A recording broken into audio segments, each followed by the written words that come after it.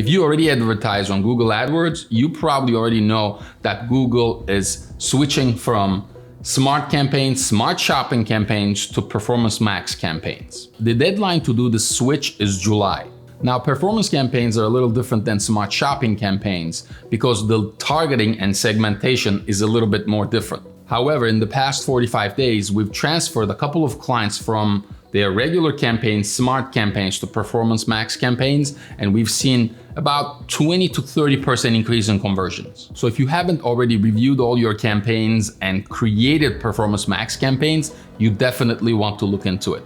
If you have any questions, please let us know. We would love to guide you in the right direction.